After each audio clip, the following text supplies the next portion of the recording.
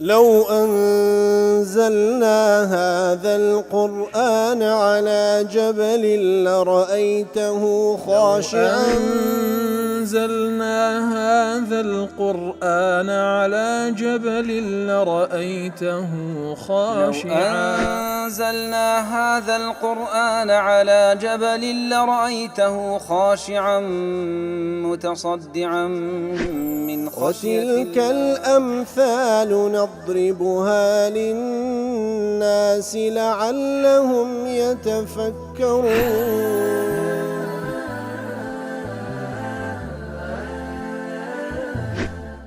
الحمد لله والصلاة والسلام على رسول الله وعلى آله وصحبه ومن والاه. السلام عليكم ورحمة الله. برزان خوش حارم لواني 929 لوانا كان تفسير قرآن بيروز بما وخزمتان ومبس رزامندي رب العالمين وهيوادان بأوي آزي السودي لور بقرن. أعوذ بالله من الشيطان الرجيم. بسم الله الرحمن الرحيم. وما كان صلاتهم عند البيت إلا مكاء وتصدية فذوقوا العذاب بما كنتم تكفرون. برخوش ويسان رب العالمين لباس كردني أو عبادتيك وقريش كان ديان كر لدور بري كعبو لنا مكي بيروز كفخر شانازيان بيدا كردو ادعاء عندك أوان أولياء إخوانا ياخذ أوان أولا ترن لغير إخوان ببيت الله الحرام. خواهي قرد فرميتن نوێژیان دەکرد بەڵام چ نوێژێک هیچ نوێژێکیان نەدەکرد لە دەوروبەری بیت عند البيت یاخود لەلای بيت الله الحرام. نوێژەکان بریتی بوو لە چی؟ مکان و تەزدیە، بریتی بوو لە چەپڵە لێدان و فیتە لێدان. فذوقوا العذاب بما كنتم تكفرون. دەی بیچێژن ئەو عەزابەی بە سەبەبی ئەوەی کە کوفر دەکەن. بەڵێ وما كان صلاتهم عند البيت إلا مكاء وەکو لە تەفسیری قاسمی دەڵێ ئەو نوێژێک کە ئەوان دەیان کرد کە فەخر و شاناز پێوە دەکەن ئەو نوێژێکەوە لە بەیت دەیان کرد بریتی بوو لە مکا واتە تەصفیر واتە فیتە لێدان و تەزدیە تەزدێ ئەی تەصفیقا بالئەکوف واتە چەپڵە لێدان بەدەستەکانە کەواتە نوێژەکەیان کەوا لە دەوروبەری بەیت الله الحرام کە دەیان کرد بریتی بوو لە فیتە لێدان و لە چەپڵە لێدان. روى ابن أبي حاتم عن ابن عمر رضي الله عنهما قال إنهم كانوا يضعون خدودهم على الأرض ويصفرون ويصفقون كواتا سريان لسر زوي دادنا ولا رومتان لسر زوي دادنا أو جا فيتان ليدا وتشبلهان ليدا. وقد روى ابن أبي حاتم عن ابن عباس إنهم كانوا يطوفون بالبيت عراة يصفرون ويصفقون كواتا على عين ابن أبي حاتم لا ابن عباس خوي يقول لخوي بابي راد دجيرتو دفرمي أوان قريش كان كاتك وطوافي عندك لدوربري بيت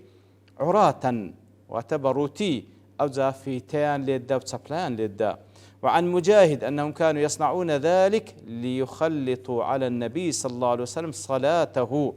كات مجاهد دله كاتك وعندك تسبل ليدان في تليدان لو كاتيبو كوا پیغمبر صلى الله عليه وسلم أقل لين دلين يجب كذبه ئەوان بەو شێوەی چەپڵە و فیتان لێدا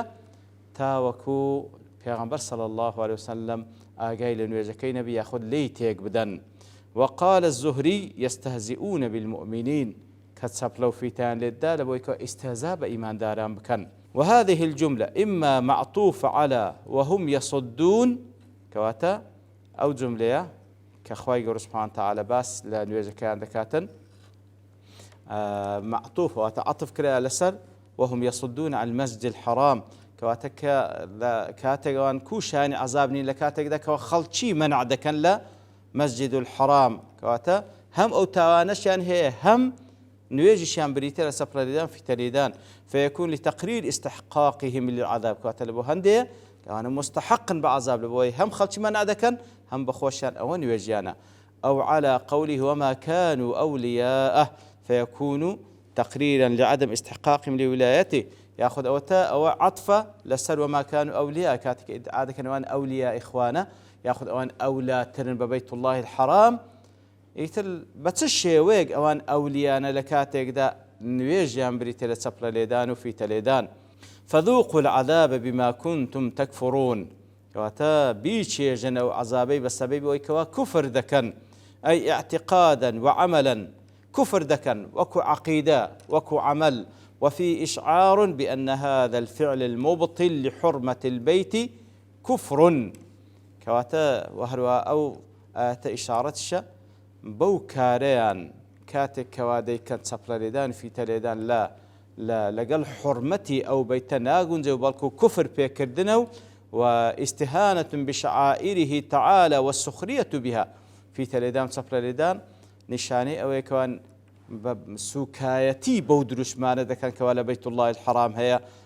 قالتان بيدي. والعذاب المذكور فذوقوا العذاب أو عذاب كباسكرا هو ما أصابهم يوم بدر من القتل والسبي كواتا أو عذاب فذوقوا العذاب ما كنتم تكفرون أو بكوالا روجي بدر بسريان هذا أو كجرا أو يتكشيان بديل جيرا كما قاله غير واحد من السلف واختاره ابن جرير كواتا ابن جرير الطبري أو قوليها البجاري كوالا سندين بياو لسلف دجيرتو كوافذوقوا العذاب بريت بلو عذاب كوالا بدر هات السريان لتفسير سعدي ضله يعني أن الله تعالى إنما جعل بيته الحرام ليقام فيه دينه خوي سبحانه وتعالى أو بيتي دا مزران ديا بفرمانوي كدا مزرايا ليقام فيه دينه تاوك الدين خواتي دا يقام بكري وتخلص له فيه العباد وتخلص له فيه العبادة وتاوكو عبادة بإخلاص والبخواي قولا أنزام بدري. فالمؤمنون هم الذين قاموا بهذا الأمر يترشي أو كاري أنزام دا بإخلاص وبتاكو تاني أخواي برست إيمان دارانا. وأما هؤلاء المشركون الذين يصدون عنه طالما أو مشركان كوا خلشي منع دكا لمسجد الله الحرام فما كان صلاتهم فيه التي هي أكبر أنواع العبادات نويجيان لو زيغا بيروزا كبراسي قورترين دروش مليو در نويش كردنا طبعا طواف كردنا نويش كردنا بريتيا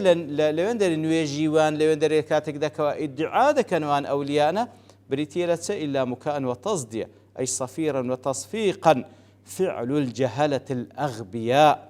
أو أوانج دي كان كوانايو ليدان نويش كفيت ليدان صبر ليدانا وكو سعدي دله فعل الجهلة الأغبياء أو كارو كردوي كساني چي نفامي جمجنة الذين ليس لهم في قلوبهم تعظيم لربهم كسيق وادكا كوابراستي عظمتي خوايو لنا دولو درودينيا ولا معرفة بحقوقه وهروا حقي خواي قولا أوان هيت شارزايشان لينيا ولا احترام لأفضل البقاع وأشرفها وهروها ريزلا بيروسترين زيغا كوابيت الله الحرام نانين فإذا كان هذه صلاتهم فيه فكيف ببقية عبادات أجن ويجيان بوشيوي بليون دريه ده بعبادات كان كوبي فبأي شيء كانوا أولى بهذا البيت من المؤمنين ده أوان كذا لن إما أولاترين لهم كسك إما أولاترين ببيت الله الحرام بتسي أوان أولاترين لإيمان داران لبو أو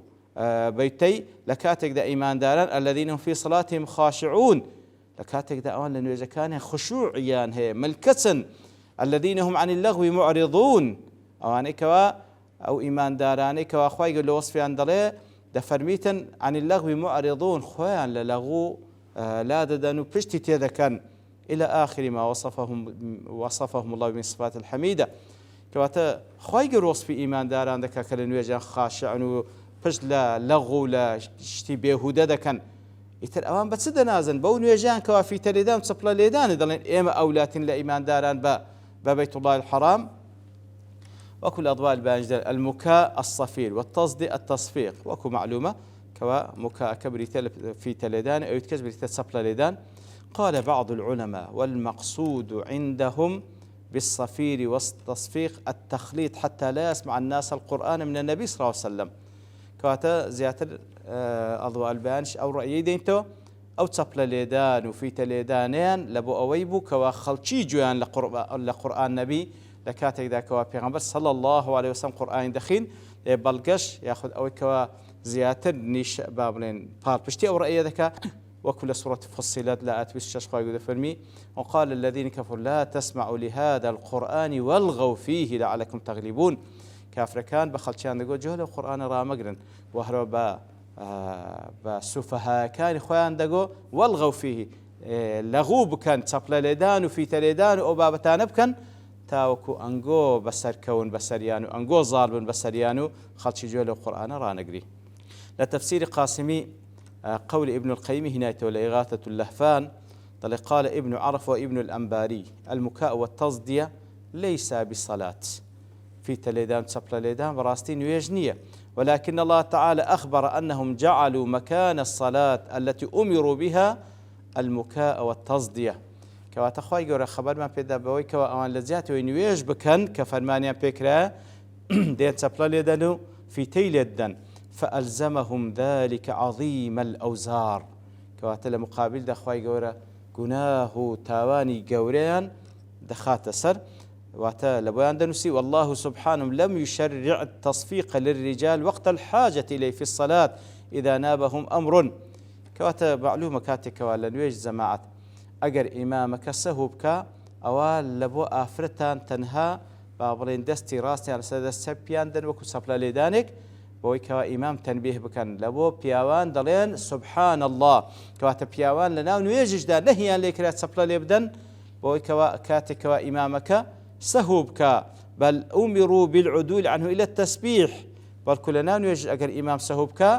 ئەوان سبحان الله دەکەن لئلا يتشبهوا بالنساء. سبحان الله لێرەشدا خوای گەورە جیای کردینەوە لە ئافرەت بۆی کەوا تەشەبوه بە ئافرەتان نەکەن ئافرەتان لەبەر ئەوەی حتى بكري دنگ درنين نلين سبحان الله بدستي إمامي تنبيه دكان بويكوا دستي راسي سدس سبدن وكبري نوعي لا دنگش اللي ودردسي بلان بياوان منع كراين لويكوا تشبه بأفرتام كان بويكوا بوشوي إمام تنبيه كان بالكو دبرين سبحان الله فكيف إذا فعلوه لا لحاجة كواتا خواهي يقول ناو نويج دا منعي كردين اگر بيويز بينك وكو أفرتان بوشوا آقادار إمام كان بالكو سبحان الله كواتا اگر پێویستیش بی ئەدی باش ئەگەر پێویست نەبی پیاوان وا بکەن چەپڵە لێ بدەن وقرنوا به أنواعا من المعاصي أنواع معصيتشی لەگەڵ ئەنجام بەڕاستی کارێکی هەتا بڵێ ناشرینە چەپڵە لێدان و فیتە لێدان. وقال قبله لپێشەوەش دەفرمێ ومن مكائد عدو الله ومصايده التي كاد بها من قل نصيب من العلم والعقل والدين. دەڵێ یەک لە فێڵەکانی شەیطان كوا كسانش به هالخلطان دي أواني كوا بشيان لعلم لعقل لدين كما وصار بها قلوب الجاهلين والمبطلين وصاد بها قلوب الجاهلين والمبطلين ضلي كسانشي بي استيادي كرديا وراوي كرديا ودصلاتي بسرداش كان ديا أو كسانشي جاهل كسانك لسر باطل بتي سماع المكاء والتصدية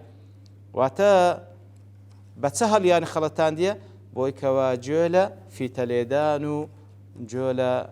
چەپلە لێدان بگرن والغناء بالآلات المحرمة وهروها جۆلە لە گۆرانیەک بگرن بۆ مۆسیقایانەی کەوا حرامە الذي يصد القلوب عن القرآن ئەو گۆرانی و مۆسیقایانەی کەوا دڵەکان منع دەکەن لە قورئانی پیرۆز ويجعلها عاكفة على الفسوق والعصيان وهروها واي لێ دەکاتن کەوا ئەو دڵانە زیاتر ئیعتیکاف بکاو لەوێن دەرێ خۆی بینتەوە لەسەر فسوق و عیسیان واتە سەرپێچی خوای گەورە بکە. وابن تيمية رحمتي خوای لێ بکە شەیخی ابن القەیمیە دەفەرمی لە هەندێک لە فتوایەکان لە خولەتجەیەک لە فتوایەکان دەڵێ وأما اتخاذ التصفيق والغناء والضرب بالدفوف والنفخ بالشبابات والاجتماع على ذلك دەڵێ کاتێکەوە هەندێک کەس چەپلە لێدان و گۆرانی گۆتن و وهروها دەف لێدان و شمشال لێدان والاجتماع على ذلك وكوبونەوە لەسەر هەندێ دينا وطريقا إلى الله وقربة. سبحان الله دەڵێ کاتێکەوە کەسانێک چەپلە لێدان و دەف لێدان و شمشال لێدان و کۆبوونەوە لەسەر ئەوەی بە دینداریش دەزان بە حساب ئەناشیدی دینی و وهروها بەهۆیەوە نزیک دەبنەوە لە خوای گەورە سبحانه وتعالى فهذا ليس من دين الإسلام براستي والإسلام دانية وليس مما شرعه لهم نبيهم محمد صلى الله عليه وسلم أو شريعة نيك محمد صلى الله عليه وسلم باسي كردية ويأخذ خليفة كاني باسيان كردية ولا استحسن ذلك أحد من أئمة المسلمين هيت سيق لإمام كان مسلمانان بيان تاك نبوة بل ولم يكن أحد من أهل الدين يفعل ذلك هیچ یەک لە ئەهلی دین ئەوانەی کەوا ناویان هەیە شتیوایان نەکردیان نە لە عەهدی پێغەمبەر صلی الله علیه وسلم نە لە عەهدی ئەصحاب نە لە عەهدی تابعین نە لە عەهدی ئەتباعی تابعینیش بەڵکو هیچ یەک لەوانە وەکو دەڵێتن نە لە حیجاز و نە لە شام و نە لە یەمەن و نە لە عێراق و نە خوراسان و مەغریب و میسر هیچ کەسێک لە ئەهلی دین ئەو شتانەیان نەکردیە وإنما ابتدع في الإسلام بعد القرون الثلاثة براستي لدواي سي قرن فاضي قرن الصحابة وتابعين وأتباع تابعين أو بيدابو هلوكو إمام الشافعي رحمة الله بدلي أمن بغداد بزيهش لدواي من شتيك بيدابو الزنادقة واتواني كوالا دين درتسوينا أوان هنايان كوا بيان دقو التغبير بوي كوا تبليدان وياخد بابرين هر شتيك كوا دنجي ليو بي يصدون به الناس عن القرآن بهوية بحساب أناشيد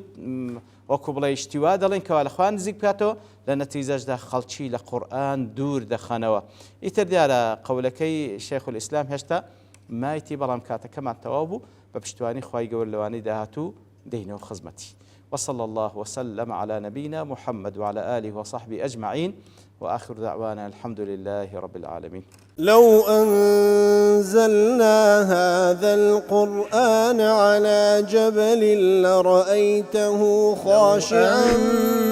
أنزلنا هذا القرآن على جبل لرأيته خاشعا أنزلنا هذا القرآن على جبل لرأيته خاشعا